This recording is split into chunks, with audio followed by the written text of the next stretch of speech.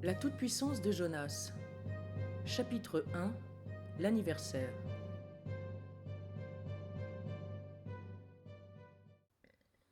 Jonas décida de célébrer son 35e anniversaire à l'extérieur.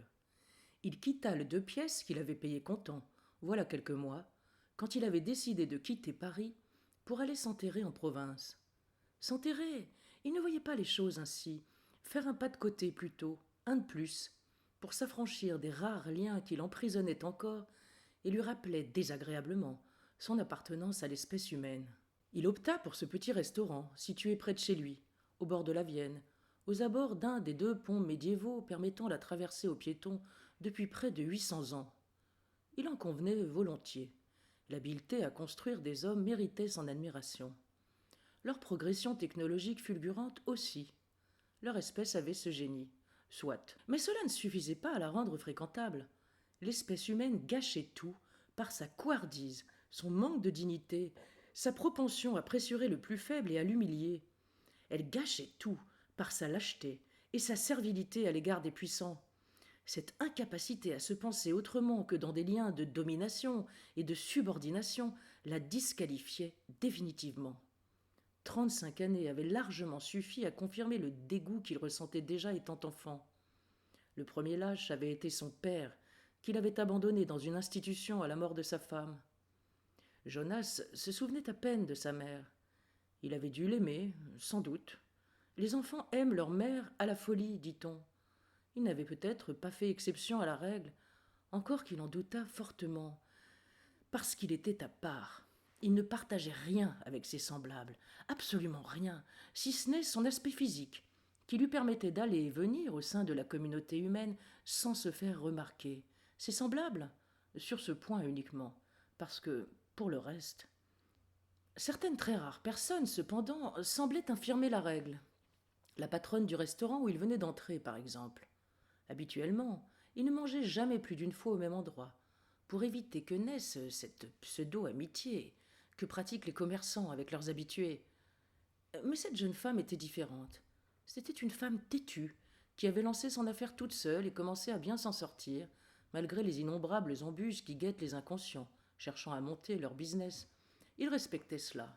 Et à son propre étonnement, il ne percevait aucune bassesse en elle.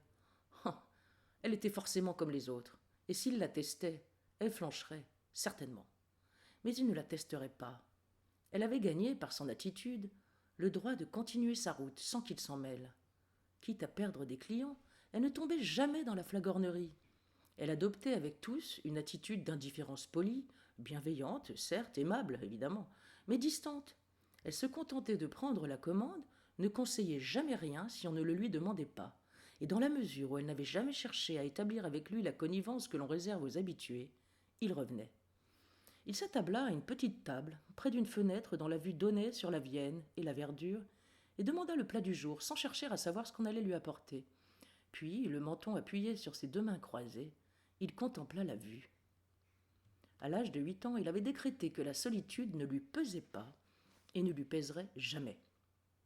Elle l'apaisait, contrairement aux relations humaines qui l'épuisaient.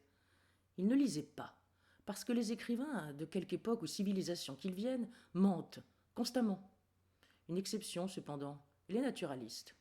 Non qu'il ressentît de l'estime pour eux, mais l'objet de leurs études l'intéressait, les espèces, leur évolution, les bifurcations qu'elles avaient prises depuis l'apparition de la vie sur la Terre, et les bifurcations qu'on leur prédisait également. Cela lui parlait. Il se voyait lui-même comme un entomologiste camouflé pour passer inaperçu au milieu de l'espèce qu'il étudiait. Jusqu'à un certain point, néanmoins. Car à la différence des naturalistes, il ne mettait aucun systématisme dans ses observations et ne nourrissait qu'un intérêt très relatif pour les résultats qu'il obtenait. Cela l'amusait simplement un moment et lui permettait de passer le temps en attendant l'heure de sa mort et la fin de cette existence vide et ennuyeuse que la nature lui avait imposée. Il avait réussi, à la surprise générale bien évidemment, à se bâtir une fortune en l'espace de 10 ans. Il possédait 68 millions d'euros placés tout simplement à la caisse d'épargne parce qu'il se fichait comme d'une guigne de faire du profit. Par ailleurs, sa société, qu'il avait vendue voilà quelques mois, lui versait 100 000 euros par an. Et tout cela parce qu'il avait su créer et développer un logiciel qu'il avait conçu en quelques semaines après avoir suivi des cours d'informatique par correspondance. Il se savait surdoué, et là encore l'avait toujours su. L'institut où il avait passé son enfance jusqu'à sa majorité ne s'en était jamais rendu compte, en revanche. Il avait fait le nécessaire pour que ça n'arrive pas, adoptant pour cela l'attitude la plus ectoplasmique possible. Aujourd'hui, il avait atteint son but, ne plus dépendre de quiconque et se fondre dans le paysage de cette petite ville de province où personne n'avait jamais entendu parler de lui. Il était hors norme, seul représentant d'une espèce née avec lui et qui disparaîtrait à sa mort. Il n'en tirait aucune fierté, il le savait, voilà tout. À présent qu'il s'était débarrassé de toutes les contraintes du monde des hommes, il lui fallait encore s'occuper, parce qu'il n'avait pas décidé de mourir, pas encore. Ses occupations étaient insuffisantes à combler le grand vide qu'il ressentait à l'intérieur, mais suffisantes néanmoins pour continuer à éveiller son intérêt. Il y avait la course à pied. Tous les matins, il revêtait une tenue de sport qui soulignait sa minceur vigoureuse et rejoignait au trot les bords de la Vienne, tranquille rivière qui traversait et structurait la ville de Limoges. Une fois sur la promenade piétonne, il allongeait sa foulée jusqu'à trouver le bon rythme et entamait ses 10 kilomètres de course quotidienne, le regard dans le vague, un peu au-dessus des têtes des promeneurs qu'il croisait de loin en loin. Il atteignait bientôt cet état second, lié à la production d'endorphines. Cette solution naturelle l'avait grandement aidé quand, voilà plusieurs années, il avait décidé d'arrêter la cocaïne du jour au lendemain. Il appréciait également la sensation de la sueur nettoyant chaque pore de sa peau et plus encore la détente de ses muscles quand, une fois sa course terminée, il restait de longues minutes sous la douche. Le reste du temps, il pouvait tout aussi bien jouer à des jeux vidéo ou encore rester immobile, quelque part, si possible dans un espace naturel, vert et parfumé, à attendre que les heures veuillent bien s'égrener. Il aimait dormir aussi, pour les rêves, dont le côté décousu et absurde confirmait sa certitude. Rien n'a vraiment de sens, et ceux qui s'obstinent à croire en un destin de l'humanité mériteraient d'être pendus pour leur fatuité. Le seul sens qu'a la vie, c'est sa réalité. On vit, c'est indéniable, ensuite on meurt. Inutile d'avoir des désirs ou des regrets, car ce qu'on accomplit n'a aucune importance. Il ne s'agit que d'un passe-temps, sans la moindre conséquence sur l'univers et sa course. On lui apporta un soufflet de pommes de terre, accompagnant un jarret de veau cuit à la bière. Il s'en régala. Manger, cela aussi il appréciait. La saveur des aliments calmant une bonne faim, et à condition de savoir s'arrêter à temps. Les gros mangeurs l'écœuraient. Leur absence de maîtrise d'eux-mêmes l'avait plus d'une fois rempli de colère, au point qu'il en avait puni quelques-uns. C'est en cela que résidait la dernière de ses activités, punir. Mais cette activité s'imposait à lui, il ne la recherchait pas.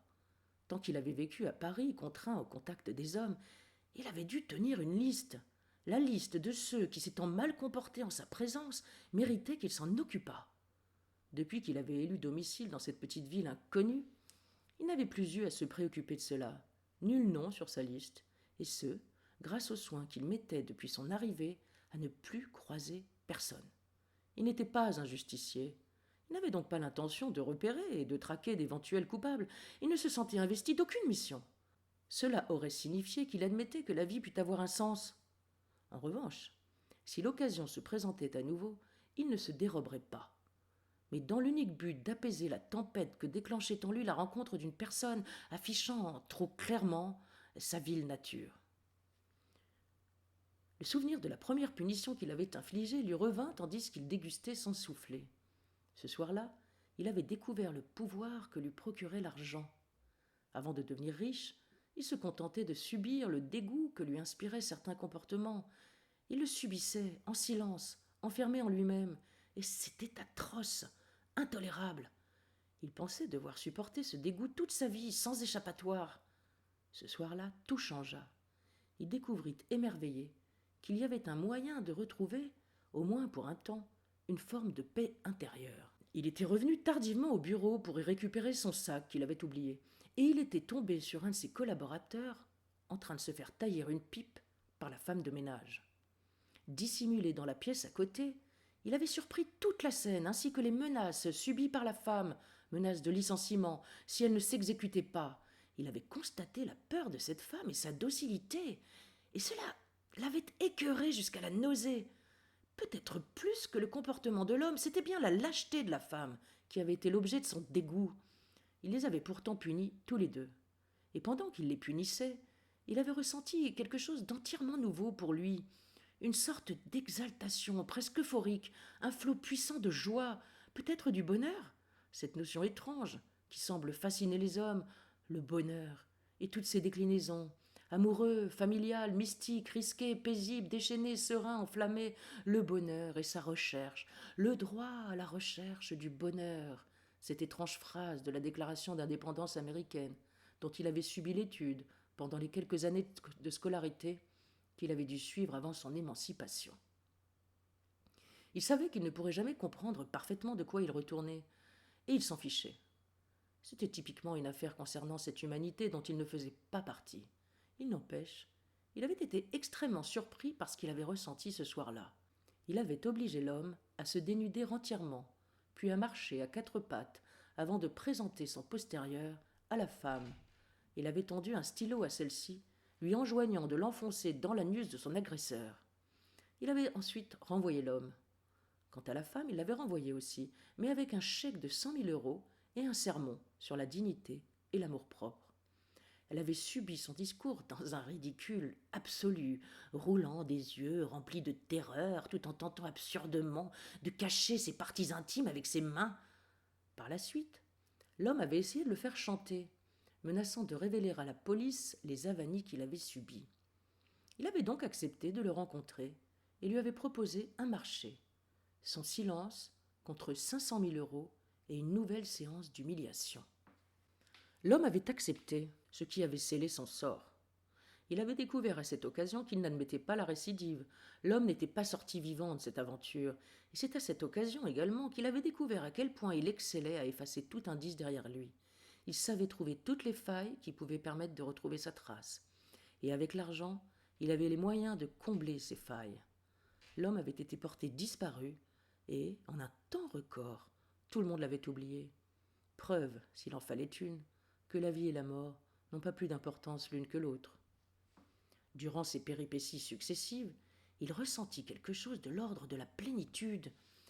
Il ne provoqua jamais, cependant, les occasions de recommencer, jamais, car il ne cherchait pas à renouer avec cette plénitude. Cela aurait fait de lui ce qu'il n'était pas, un être dépendant. Il n'avait rien de commun avec eux. Eux recherchaient éperdument le commerce de leurs semblables. Ce qui le définissait, lui, c'était une étanchéité absolue, une complète autosuffisance, une parfaite aptitude à la solitude. La seule chose qui lui occasionnait de la souffrance, c'était eux, justement. Il était donc bien normal qu'ils les punissent quand ils poussaient le bouchon trop loin. Ce qu'ils faisaient sans cesse. C'est pourquoi, pour éviter de les voir vivre de trop près, il avait quitté l'entreprise et décidé d'aller vivre dans cette ville obscure. Il s'attaqua au dessert, une île flottante agrémentée de fromage blanc, une création amusante et tout à fait délicieuse. C'est à ce moment que les 4 personnes attablées à quelques mètres de lui se mirent à parler fort, avec animation. Il était question d'état d'urgence, de petits cons, de surveillance policière. Il tenta de ne pas entendre. Il entendit, néanmoins. On ne peut pas laisser les terroristes agir sans riposter. Le président a raison. Il faut surveiller la population. Il y a trop de petits cons qui en prennent à leur aise. Il y a tout de même des abus, non? Il paraît qu'ils arrêtent des gens qui ne sont même pas terroristes. Et alors, où avez-vous vu qu'on fait des omelettes sans casser des œufs? Jonas coula un regard pour voir qui était celui qui défendait si ardemment le droit de... Le droit de quoi, au juste? De s'en prendre à des innocents? Est-ce bien de cela qu'il s'agissait? Un petit homme rougeau, bedonnant, le cheveu gris et rare, était la source de tout ce boucan. Il toisait les autres convives avec la mine d'un coq en colère, jabot avantageux, œil rond se posant alternativement sur l'un ou l'autre, rictus, satisfait, posé sur des lèvres minces. Jonas le prit en grippe instantanément. Il n'avait suivi que de très loin l'affaire des attentats parisiens et cette histoire d'état d'urgence qui s'en était suivie. Ça ne l'intéressait pas. La réaction de cet homme, en revanche, réveilla sa colère. Cette colère qui avait disparu depuis qu'il avait emménagé à Limoges et mené une existence propre et pure de tout contact. Il détestait ce sentiment perturbant.